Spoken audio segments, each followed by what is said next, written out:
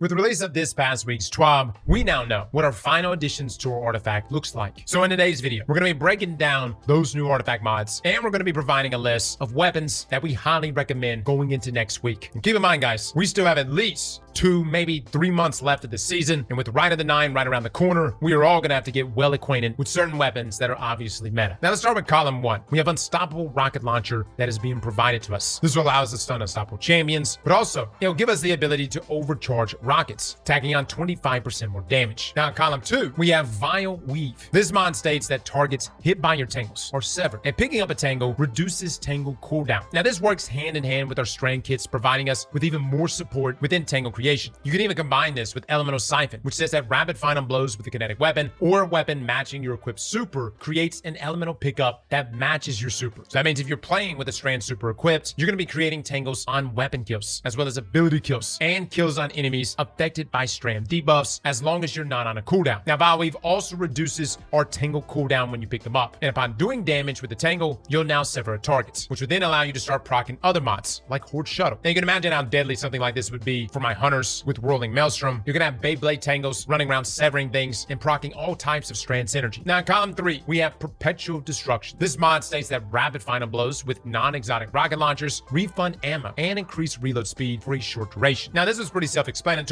Rapidly defeating targets with a rocket launcher refunds your ammo, which we're gonna assume is out of thin air. It also increases our reload speed. Now unfortunately, this will not work with our exotic rockets, but with additions like Hezen's Vengeance, especially with the time loss magazine origin traits, as well as other rocket launchers, most notably with things like Bipod. Fellas, we're going to be blowing our load constantly with rocket launchers come Act 3. Now in column 4, we have Gold from Lead. This says that picking up special ammo has the chance to grant heavy ammo. So basically lead from gold, but the other way around. So considering that we have this mod and Perpetual Destruction, I think we may be in a serious situation here, guys, where you're going to be able to go from one end of a Grandmaster Nightfall to the other, literally shooting your rocket the entire time. Now finally in column 5, we have our big ticket mod. This one is called To Shreds. This mod says that dealing sustained damage to severed targets unravels them. Defeating a severed target creates a hotspot of strand energy, granting woven mail to nearby allies for a short duration. Now this mod also comes with a boost, where the unraveling projectiles deal increased damage while also dealing further increased damage to severed targets. Now I think you can see where this is going. Procking sever on a target, whether that be by subclass or a perk base, say something like Slice or even Tear, or even using the other new strand artifact perk, Vile Weave. This will then give our tangles the ability to sever. You can even use Horde Shuttle with a boost that adds the sever effect to our threadlings. So the amount of synergy here, guys, really is nuts. Strand, for some reason or another, Bungie's really leaning into this, and I know there's been like a big focus this season on like Void and Arc, but I personally think that Strand's gonna take the house. Now in order to take full advantage of these mods though, we have some weapon picks that we feel will be very good come Act 3, so let's jump into our top choices. We're gonna start off with our rocket launchers. So I think for the most part, most of us have been using things like linears this past season. I think the king of rockets right now though is Hezen's Vengeance from Vault of Glass. These weapons got a rework here recently, and they now have the time loss origin trait, which says that final blows of this weapon grant bonus super energy, and when your super expires, this weapon's magazine size is doubled and reloads from reserves. Now breaking this down for those who don't have this weapon or haven't used any of the other Vault of Glass weapons, after using your super, this essentially doubles your magazine size. Now during the 20 seconds where the origin trait is procced, this new increased max size is actually considered the base mag, alongside this new max size registering as the base max size for other perks. So when nothing else procced besides the origin trait, your rocket will reload 2 rockets at a time. Now this can stack with other perks too. So say hypothetically you were running Enhanced Overflow in that 3rd column, as well as Bipod in that 4th column. You essentially now have the ability to overflow the magazine with Enhanced Overflow to 5 shots in the mag. Now when using the perk Bipod, this grants us 2 in the magazine at base, and then upon activating your super, this would then double that number. Now in our testing, we would hold out the rockets, use our super to proc our time loss perk, and then put the rocket away. Then you pull the rocket back out, pick up an ammo brick, which would then overflow your magazine. Fellas, this results in you holding 9 rockets in the mag. I will say though, a few of our attempts using the same method didn't really work. Sometimes it would only give us 5 in the mag, even though we followed the exact same steps. TLDR though, with this rocket using overflow, as well as Bipod and the origin traits, you can in fact get up to 9 shots in the magazine at once, but it doesn't always seem to work. Probably some weird conflict with all the various different overflow effects trying to take place. Now I don't want you to get too caught up on the whole 9 rockets in a single magazine. It's cool and all, but Bipod of course hurts your damage. And considering we're gonna have the Perpetual Destruction artifact mod mod. This is going to provide us ammo on rapid kills with our rockets. So in theory, we should always have some ammo to overflow, combined with our time loss origin trait on Hezen's Vengeance. Outside of that, guys, things that really stand out for this rocket launcher include Envious Arsenal and Bait and Switch, just for a regular DPS role. Surprisingly, another popular role is Elemental Honing, which increases our damage even further. Granted, it requires you to jump through a few more hoops, stacking on different elemental damage, but people are definitely using it for DPS phases. Now, if you're looking to take advantage of both rocket mods, but also our strand mods, we do have some other options as well. Currently, we have 3 strand rockets in the game. We have Cynosure, Semiotician, and Crowning Duolo. Now, I would say that most people probably have Semiotician. It was a craftable rocket launcher from Season of the Witch. You could run things like Hatching on it for some extra strand synergy in that 4th column, or even Bipod for those extra rockets alongside Perpetual Destruction. Now, Cynosure is a new rocket launcher that is a Vanguard drop. It's got a pretty large perk pool. However, you can focus for it at Zavala. It's got things like Slice, Envious Arsenal in that 3rd column,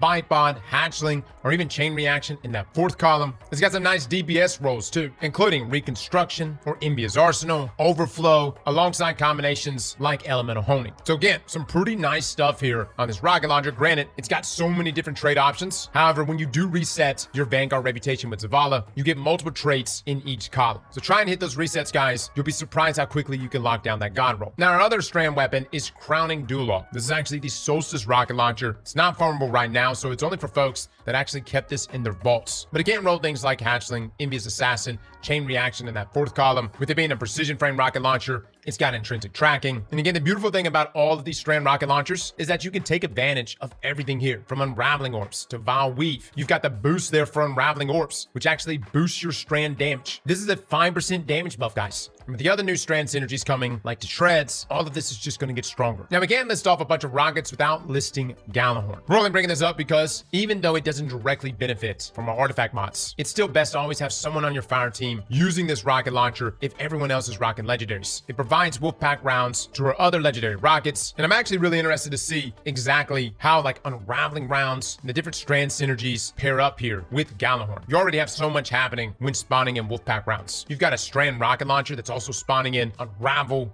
Threadlings, doing all types of shenanigans. We may be in a world where next week, one of the meta options is to Shreds alongside a strand rocket launcher and someone else using Gallahorn. Could be crazy, man. Now, moving away from our rocket launchers, we want to cover some weapons that just have great strand synergies. First up, we have the Strand Trace Rifle, the Navigator. This was the exotic drop from Ghost of the Deep, and it comes with the intrinsic protective weave, which upon firing the weapon at an ally, grants woven mail to both the user and the target. It also has the perk Weft Cutter, which says that dealing sustained damage severs the target. I think you see where we're going with this, guys. Since Navigator is putting out strand debuffs and buffs, you'll be creating tangles all over, and you'll be able to use Vile Weave to then sever even more targets with those tangles. Now, this directly synergizes with To Shreds, since dealing sustained damage to a severed target will unravel them. And since the Navigator always severs targets on sustained damage, this should always be unraveling the targets as well once the sever is applied. Now, you also have the boost, which is going to provide those unraveling projectiles with even more damage. And let's not forget that we have some great trace rifle mods that dropped with Act 2. From Overload Trace Rifle to Beam Medic, where Rapid Trace Rifle Final Blows heals you and nearby allies. Elemental Siphon, where Rapid Final Blows with the kinetic weapon or weapon matching your equipped super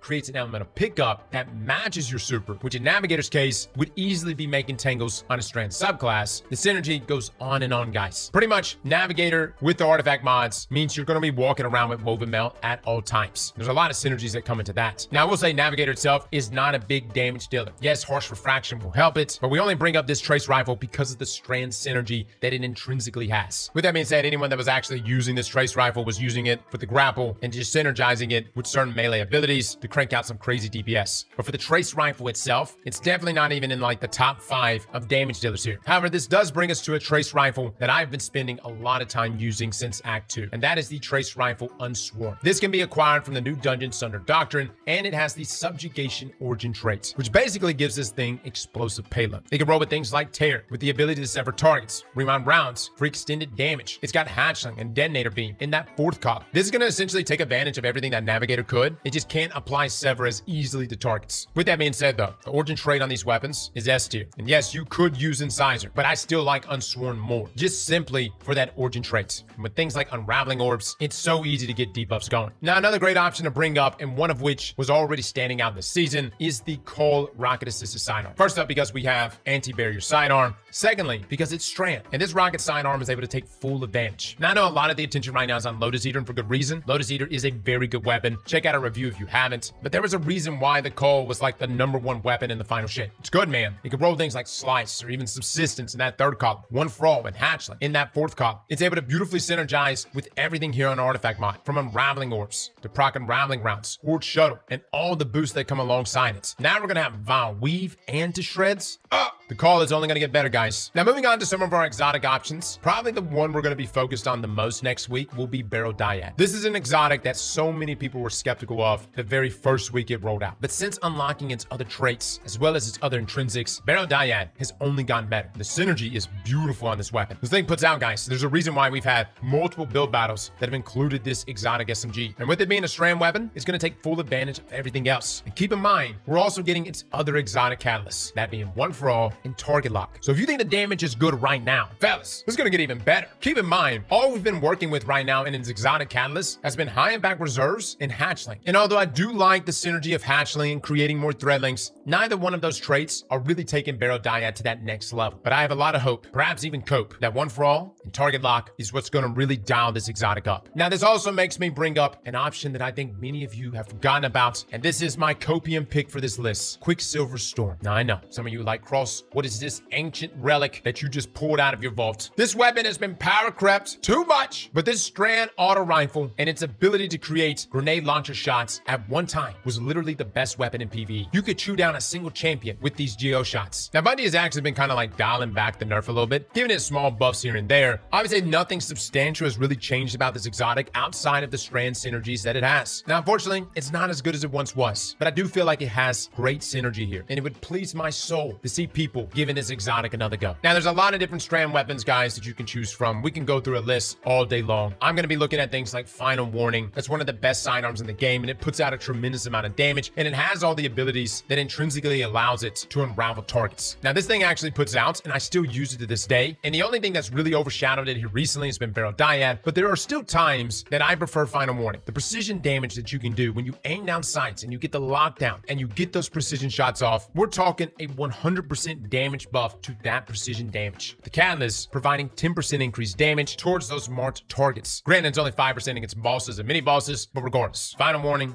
Horde Shuttle, Unraveling Orbs, Vile Weave, 2 Shreds, all those things, and the boost, disgusting. Outside of that, guys, there are people making a case for our linear Strand Salvation's Edge exotic, that being Euphony. Now, this one's interesting because it's a kinetic slot linear fusion. It can take advantage of unstoppable fusion rifle mods alongside particle reconstruction. Now, we already know how great particle reconstruction is. Everybody's been pretty much using linears all season, but Euphony is a special ammo linear, and it creates 3 threadlings after every other burst. And it's also a 3-round burst linear. Now, not only does it create threadlings, but when the threadlings themselves do damage, you will be granted a stack of Spindle for 10 seconds, which then buffs your linear damage by 2% per stack, up to a max of 25 stacks for a whopping 50% damage buff. Now, there is some issues with like getting to those max stacks, I know, which Bungie made it a little bit easier, but everything that we just brought up that synergizes with Strand weapons, Euphony probably synergizes with all of these the most, considering not only is it a Strand weapon, but it's a linear on top of it. While you're doing damage to Euphony, you'll be proccing threadlings, which can then be boosted with Horde Shuttle to apply Sever. You can then combo this with Unraveling Orbs, since Euphony is Strand, with the boost giving us that 5% damage buff. On top of this, with all the Strand debuffs going on, you'll be creating Tangles, which you can take advantage of with Vile Weave. You can pair it with 2 Shreds, and you'll be proccing Unravel, even without unraveling rounds, since your threadlings will be severing targets, essentially creating a sustaining loop of Unravel. Not to mention the Woven Melt Sunspot and the increase in Unravel projectile damage from the boost. I'm not saying you need to go out of your way to get this linear fusion rifle before next week, but if you got it, that, fellas. I think we're going to be seeing some nice builds rise up from it. So guys, that's pretty much it. That is my recommended list going into Act 3. We'll see how things play out. I'm excited for the new artifact mods. I actually think this has been the best rollout of artifact mods we've ever gotten. There's so much potency here, and considering just how long this season is, it's great that we actually have good artifact mods to play around with. Let me know in the comments below which weapons you're thinking of using next week. We'll also have build battles going on, so feel free to come by our stream. This is where you can come in, submit your builds, and have it go head to head with someone else's build. So we would love to have you. Fellas and ladies, thank you all for coming and watching, and